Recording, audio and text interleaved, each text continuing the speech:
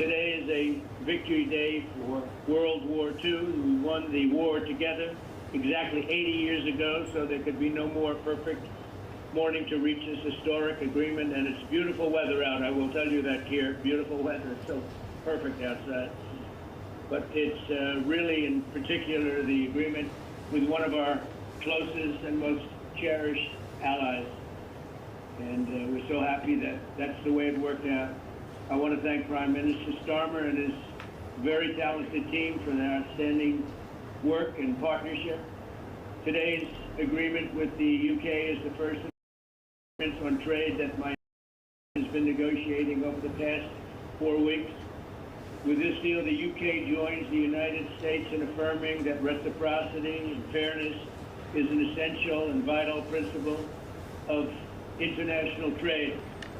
The deal includes billions of dollars of increased market access for American exports, especially in agriculture, dramatically increasing access for American beef, ethanol, and virtually all of the products produced by our great farmers. And our Secretary, as you know, of Agriculture is here. Brooke, thank you very much for being here. You'll let the farmers know. In addition, the UK will reduce or eliminate numerous non-tariff barriers that unfairly discriminated against American products. But this is now turning out, I think, really to be a great deal for both countries, because it'll be really great for the UK also. So they're opening up the country. Their country is a little closed, and we appreciate that. They'll also be fast-tracking American goods through their customs process, so our exports go to a very, very quick form of approval, and there won't be any red tape. Things are going to move very quickly both ways. The final details are being written up in the coming weeks. We'll have it all very conclusive, but the actual deal is a very conclusive one. We think just about everything's been approved. So good for both countries, and we'll also receive new market access for American chemicals, machinery, and many other industrial products that weren't allowed, and they'll end up getting products that they'll be able to price, and if they like them better and we make great products, they'll be buying those products, but they were not available in the UK. Furthermore, in a historic step, the deal includes plans that will bring the United Kingdom into the economic security alignment with the United States. That's the first of its kind. So we have a big economic security blanket, and that's very important, and we feel very, very comfortable with that because it's been a great ally, truly one of our great allies. A lot of people say our greatest ally. I don't want to insult people by saying that, but I can say it's certainly one of our greatest, and right at the top, and they're the first one we're talking about. And by the way, we have many meetings planned today and tomorrow, and every country wants to be making deals. And we have a meeting, as you know, Scott will be going over to Switzerland on Saturday. That'll be very, very interesting to find out. I think they want to make a deal very badly, too. Both countries have agreed that the economic security is national security and will be working together as allies to ensure that we have a strong industrial base, appropriate export controls, and protections for key technologies and industries like steel. So steel is a big factor. Both countries will become stronger with steel and things necessary for military. You know, we used to build ships and other things literally at a level that nobody's ever seen, and we haven't. We've eased up, and I would say that the UK certainly eased up, but now we're going to be uneasing both, and we work together.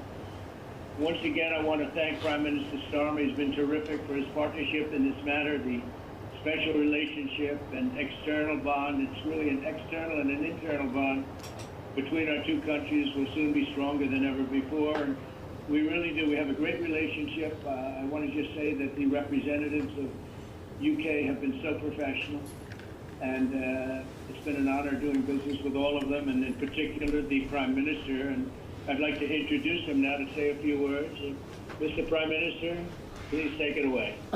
Thank you, Mr. President Donald. And this is a really fantastic, historic day in which we can announce this deal between our two great countries. And I think it's a real tribute to the history that we have of working so closely together. Can I pay tribute, Donald, to your negotiating team as well, particularly Howard and Jameson, who've done an incredible job, a very professional job, and my team as well. Two negotiating teams have worked at pace now for a number of weeks to bring in this deal today. Really important deal. This is going to boost trade between and across our countries. It's going to not only protect jobs but create jobs, opening market access. And as you say, Donald, the timing couldn't be more apt, because not only was it 80 years ago today that victory came for Europe after and at the end of the Second World War, but of course on that day the UK and the US stood together as the closest of allies. And Donald, I think even down to the hour, because you may or may not know that it was about this time of day, exactly 80 years ago, that Winston Churchill announced victory in Europe, and that led to great celebrations across Europe, across America, but particularly in the United Kingdom. Literally people going out into the street, putting bunting up, going up to the palace. And so to be able to announce this great deal on the same day, 80 years forward, almost at the same hour, and as we were 80 years ago, with the UK and the US standing side by side, I think is incredibly important and makes this truly historic. That close relationship has endured over those 80 years. As you know, Donald, when it comes to defence and security and intelligence sharing, of course, there are no two countries that are closer than our two countries.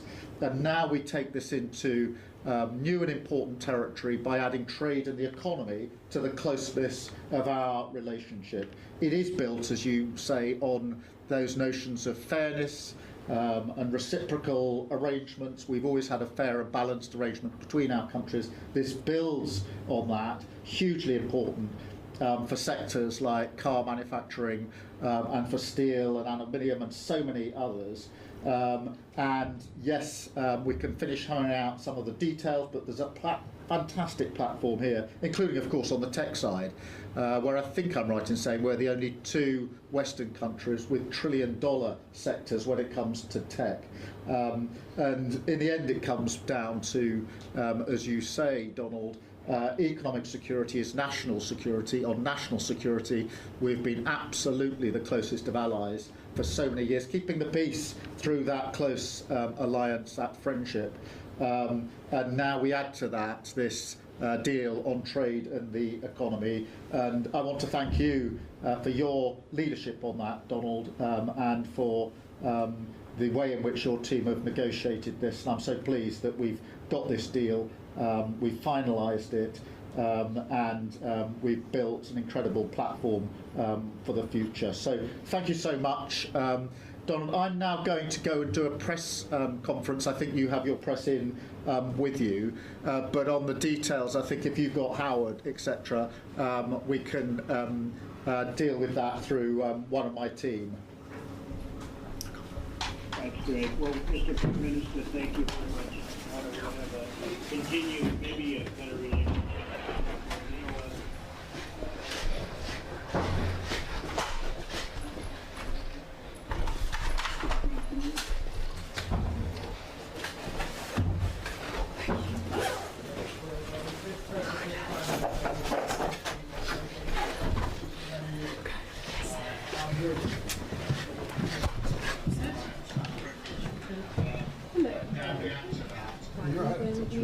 Yeah. Okey-dokey.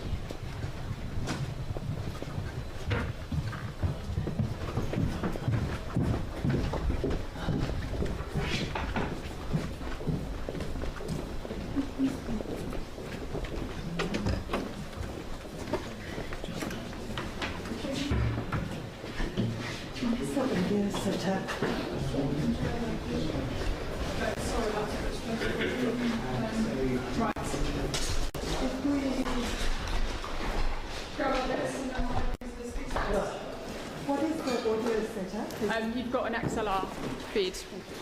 Yeah.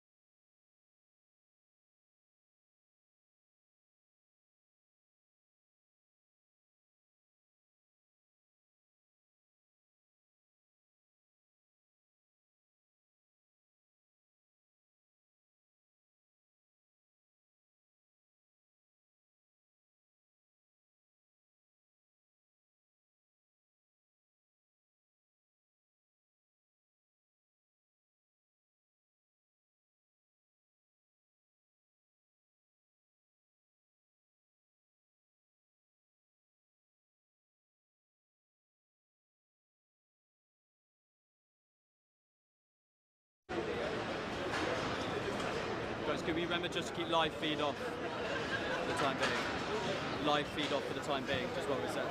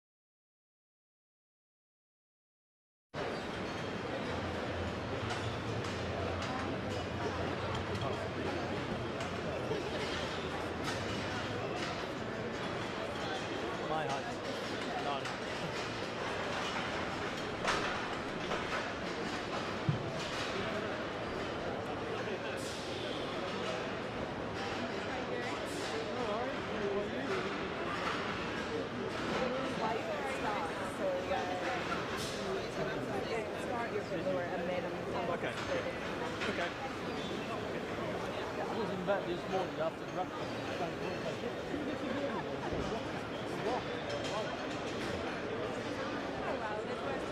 Oh yeah. Even closer to where I live.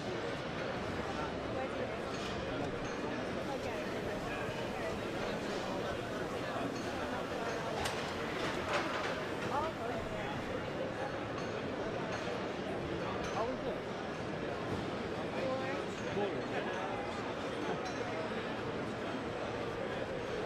That makes it very fun. Yeah, but it's more Yeah. Yes.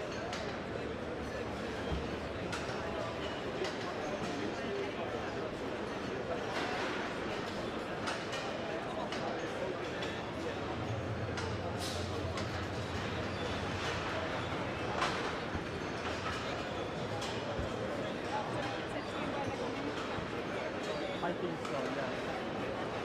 Yes,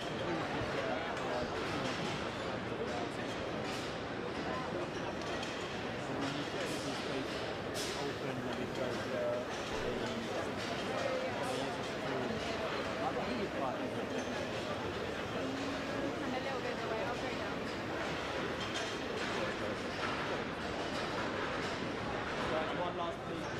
One last.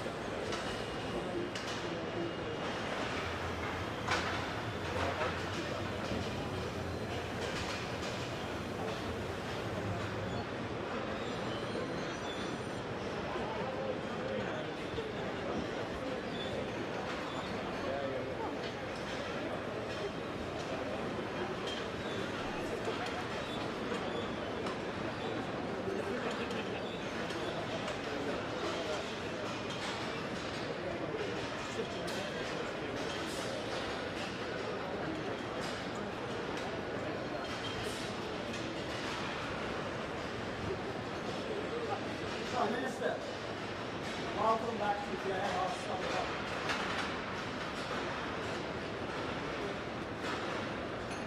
Delighted to be here with you again, and with our wonderful colleagues gathered around today as well. This is the biggest car manufacturing plant in the UK. Our incredible company built cars here for 77 years. British innovation, British design, British engineering, manufactured here in the Midlands for the world, including the US of A. When you were with us just 4 weeks ago, I know you experienced just how wonderful this place was. That's wonderful people, and produces wonderful luxury products.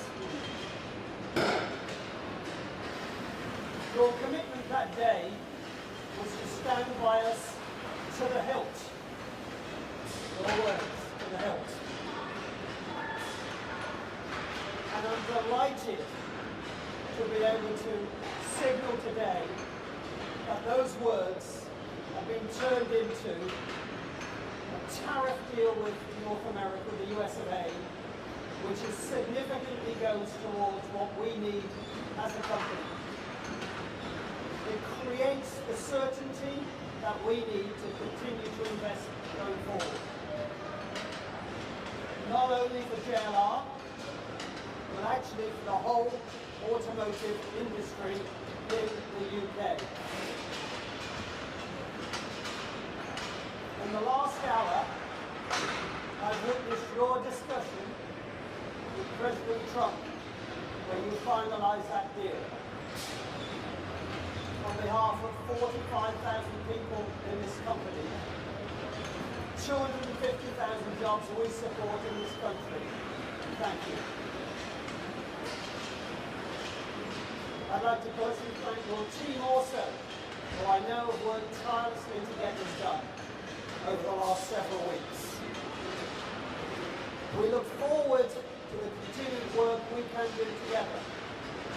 This is not job done in the UK, but this is significant progress, and we thank you so much for that. On behalf of our wonderful people, our great British brands, the UK automotive industry, and this wonderful nation, I'm delighted to welcome you and say a few words. Thank you.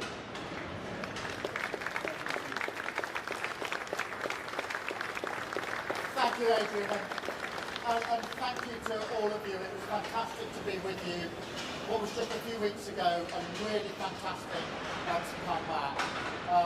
Just a few moments ago, I spoke to President Trump, President of the United States, and I'm really pleased to announce to you, and I wanted to come to you to announce it, that we've agreed the basis of a historic economic prosperity deal.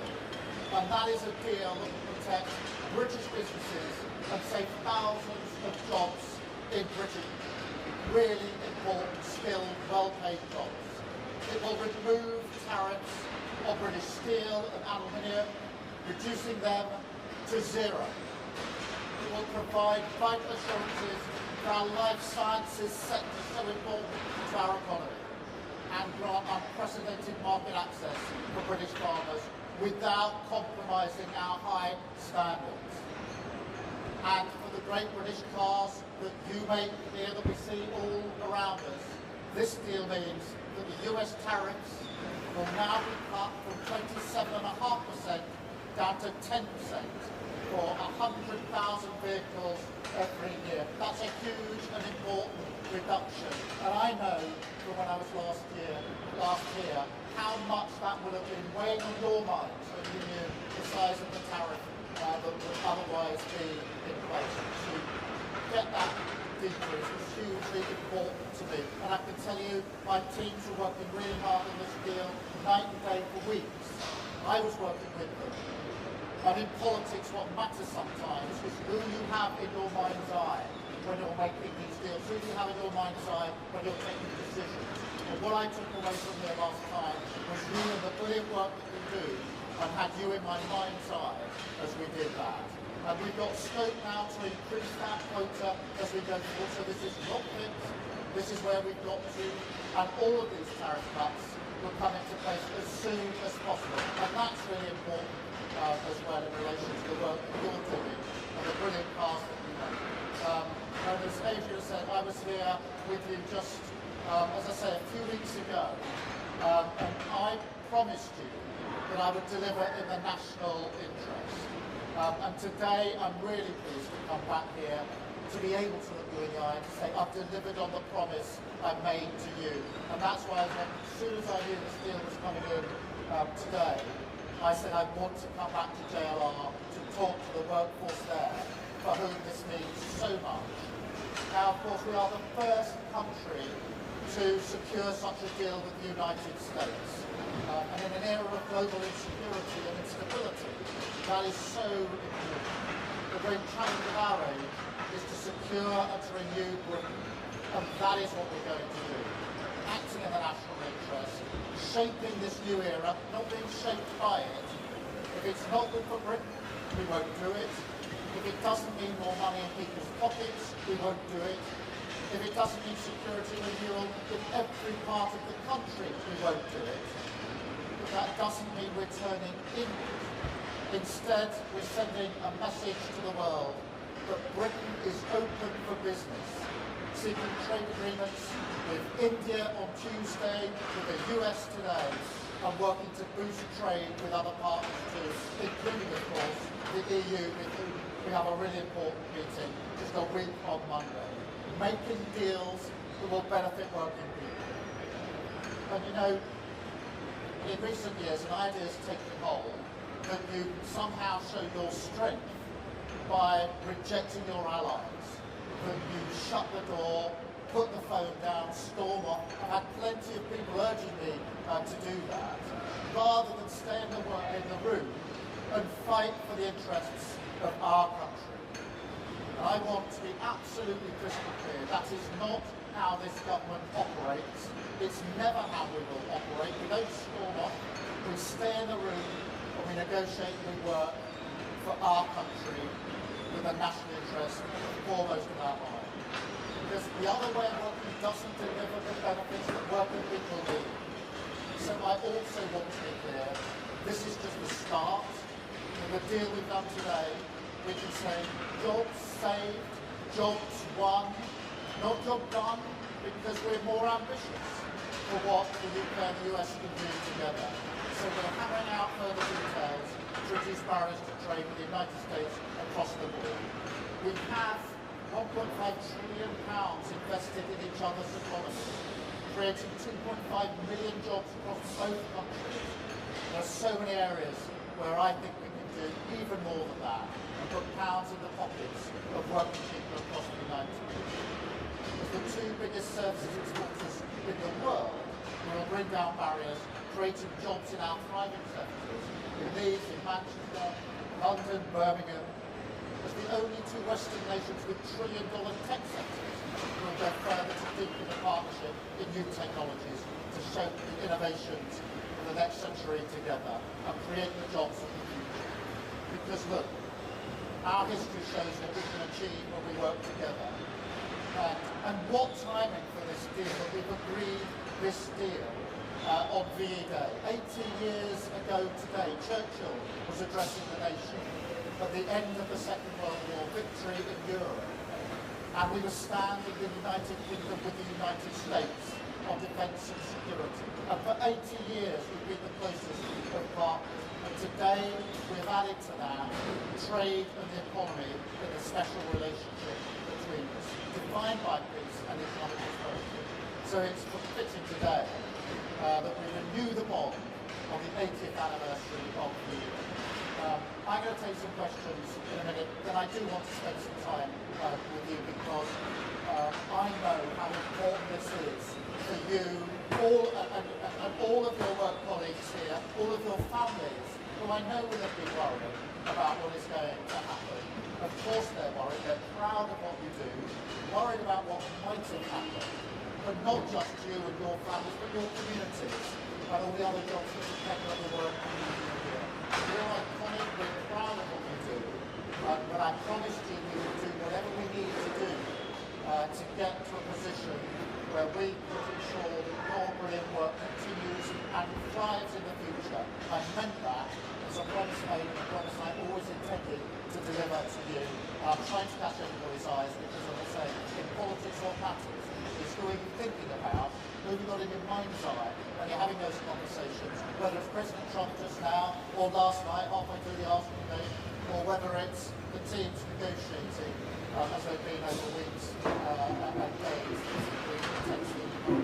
So thank you here for being with me. I'm going to try to talk to you some more in a minute, but please, through you, if I can extend that to all of your colleagues here, I know that they'll different shapes, but I hope this will give them the well-earned boost that they absolutely deserve. I will now take questions from the media. I've got a list here. I think, Chris, I've got you first. Thank you, Prime Minister. Chris Mason, BBC News. Prime Minister, this is a... You just a little bit loud, Chris. Prime Minister, this is a freeing up of trade conditions with America compared with where we were, but is it better than, say, 6 months ago, given, for instance, some tariffs are still there? Well, Chris, the question you should be asking is it better than where we were yesterday? And I think if you should come out when you finish asking these questions and talk to the workforce here, because what this does is to reduce to zero the tariffs on steel and aluminium. Look how important that is. Reduces massively from 27.5% to 10% the tariffs on the cars that we export. So important to JLR, actually to the sector generally, but JLR in particular, who sell so many cars into the American market, proudly do that. And of course, it also includes pharmaceuticals, some really important measures. Obviously, we don't have tariffs yet, but we've got within the deal significantly preferential treatment, whatever happens in the future. So this is hugely important for our pharmaceutical sector as well. In addition to that, we said we had red lines on standards, particularly in agriculture. We've kept to those standards. The SBS red line is a red line that's written into the agreement. And so I think if you put that package together, you can see that it's a significant step in the right direction for our country and our national interest, for the very many thousands of jobs that will now be protected, saved and enhanced by the fact that we've done this deal. And I'm really proud we have. And I know people along the way were urging me to walk away, to descend in a different kind of relationship. We didn't, and we did the hard yards and stayed in the room. And I'm really pleased to say to the workforce here and through them to the country how important I think this is. Thank you, Chris. Robert, I'll come to you next. Prime Minister, all the polling shows that the British people think an improved trade deal with the European Union is more important than a US trade deal. The British people are right, aren't they? Well, Robert, you're already minutes after this deal with the US, still pushing me back to should we choose between the US and the EU? No is the answer to that question. I genuinely believe that we can have a good relationship and agreement with the US and a good relationship and a good agreement with the EU. That's why the red lines have been really important in the way that we've negotiated this.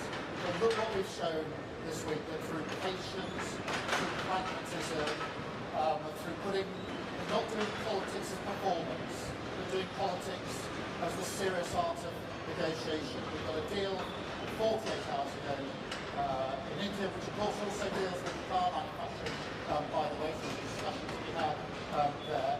We've got the deal now with the US. We go on Monday week to the EU-UK summit, but I've always said that the strength of the UK is being able to deal both with the US and the EU on security and defence and on trade and the economy, and that's the basis on which we move forward. And I think the workforce here would say to you in very loud terms, thank goodness you didn't take the advice of others to walk away from the negotiations with the US, because it would be they that would pay the price if we had done that, and I wasn't prepared to let that happen. Thank you, Robert. Beth, Sky News. Thank you, Prime Minister for Sky News. Back in February, when you did a press conference with Donald Trump in the White House, he said, we could end up with a real trade deal where tariffs wouldn't be necessary. We'll see. Those were Donald Trump's words. And you've come out, and yes, you have a concession on cars. You have a flat tariff still of 10%. Are you disappointed with that? Is this just the start? And to those voters last week in the local elections that gave you the worst ever vote share you've had in a set of elections as a Labour Party, what's your message to them? Thank you. Well, my message to them is that we absolutely get the message that they sent last Thursday. We will remain focused as ever on the national interest, and I have them in mind, I have the workforce here in mind when we make the decisions that we make. I don't make them for my sake, I make them on behalf of working people across this country. And in relation to this deal, yes, we would like to go further in relation to tariffs, but I think it's really important that we've been able to get this deal over the line now, because in that way we've been able to protect and save and enhance jobs right here, right now. And that reduction from 27.5% down to 10% makes a huge difference to firms like JLR and the decisions they have to make about the future. Decisions that I want them to make about the future. Steel and aluminium obviously being in the news hugely in recent weeks. To get that down to 0% as well is hugely important. Pharmaceuticals is one of the most important sectors in our economy, and therefore there's nothing to get down at the moment because there isn't tax, but it should be. It's already got into a position of significantly preferential outcomes. Will I know be a welcome relief to them? So I measure this by the reactions of those that are most affected by the tariffs, which is the workforce here, it's those in pharmaceuticals, those that are working in steel and aluminium. But look, there's a huge ambition here. There's a lot in the deal about tech. We are two of the leading economies on tech. There's a huge amount we can do on tech as well. So we want to go further, in those areas and on tariffs, keeping our red lines absolutely in place on SBS and on food standards and agricultural standards, because that matters so much to us here. Thank you, Beth. Paul. Hi there, Paul McRae, Thank you, Prime Minister. Business needs certainty. President Trump is no stranger to changing his mind on a whim. What assurances can you give business, give the workers here, that despite what you've agreed today, we're not all going to wake up to a post tomorrow that effectively rips all out? Well, we've been negotiating this text for a long time. I had discussions with Donald Trump along the way, including discussions last night. We're clearly in agreement. There is a written text. This is reduced to writing. That text will be available. So this is an agreement that is absolutely clear. We work well together. We respect each other, the President and I, and we trust each other and have trusted each other through this process. Each of us mandating our negotiating teams to get the best deal for our respective countries. Both teams have fought hard in tough negotiations, and we've arrived at an agreement that I went through with the President last night, and we've just agreed moments ago here at JLR. So clear agreement in terms, and these tariff reductions to come in very short order make a material difference to the lives of very many people. Thank you very much. I've got Noah. Noah from The Sun. Hi, Prime Minister. I was wondering if you could please spell out for us what your strategy is going to be to get those 10% tariffs down to 0%. I know you're talking a lot about today being job safe, not a job done, but a lot of people will be thinking 10% still isn't good enough, we're worse off than a year ago. How are you going to approach negotiations going forward, and how long will it take till we get to 0%? I will approach negotiations in the same way I've approached negotiations with India and with President Trump to get to today's deal. With India, I met Prime Minister Modi at the G20 in Brazil. We agreed that we would get our teams to work together at pace in a courteous, respectful, business-like way. With President Trump, we've operated in the same way, not walking out the room, not slamming doors, but staying in the room negotiating. The same with the EU, respectfully negotiating in relation to the summit that we'll have a week on Monday. So we're doing it exactly the same way. But please do not underestimate the significance of the tariff reductions today, because these are measured in thousands of good, well-paid jobs across the country. And that really matters. That's the heart of everything that I believe in. And I believe that serious, pragmatic, in-the-room negotiations acting in the national interest are far better than performative politics. People slamming the door, floundering out, being performative but not actually delivering for working people. And I'll continue in the same vein. We've had 2 trade deals this week by acting in that way. And I think that shows that serious pragmatism defeats performative politics any day of the week. Thank you. Mikey, from the Mirror. You mentioned tech a couple of times. JD Vance has on a number of occasions said that one of his red lines is concessions on our anti-hate speech laws. How have you managed anti-hate speech laws? How have you managed to talk him round on that? And very quickly, if I may, I think you'll admit that this wasn't what you were expecting to do today. Donald Trump has been struggling to land his arguments on tariffs. Have we been bounced into this by a president that needs help out of the hole? Well, look, I mean, in terms of free speech, I've been really clear throughout.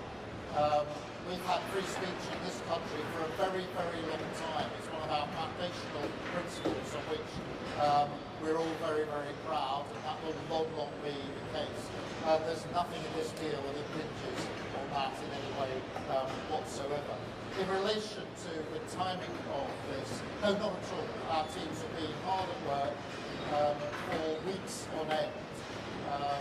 I wanted to get a deal over the line. I made I'm not ashamed of that. I wanted because I knew how important it was, particularly for JLR. We got a deal, we got it over the line, and we got it over the line in a timely manner. The last thing I wanted to do was deliver a deal that didn't come in time for those who desperately need it. So, no, I didn't know the exact day. I wouldn't have been having my phone call with President Trump halfway through the second half of the Arsenal PSG game, and I planned it better. But that's the way it turned out. And that's the discussion we were having late last night about how we proceeded with this deal. And I'm really pleased to be able to come here today. And actually, to be able to do it on VE Day is really significant because, of course, the US was standing there as our ally 80 years ago today.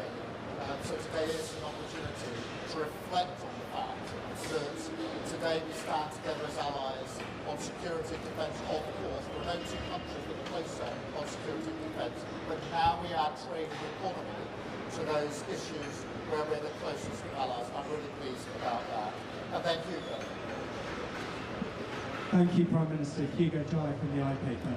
Just the other day, President Trump threatened to put tariffs on the film industry. Obviously, Britain has a huge film sector. Have you asked him to take that threat off the table? What did he say? And if he hasn't taken that off the table, how are you going to stop that becoming a reality? Well, obviously there aren't any tariffs in place on film at the moment. And of course we're discussing it with the President's team. We'll take the same approach as we take on other issues, whether it's tariffs imposed that we able to reduce or potential tariffs in areas like pharmaceuticals or film. We'll take the same approach because for me what matters is acting in the national interest and making sure that everything that we do is good for working people in this country. Whether it comes to, whether it's steel and aluminium, whether it's car building, whether it's pharmaceuticals or film, we are brilliant at these things. And therefore I will act in the national interest and have those discussions on film as we've done on other issues. Thank you all very much Indeed, thank you. I'll now talk to some of the oil.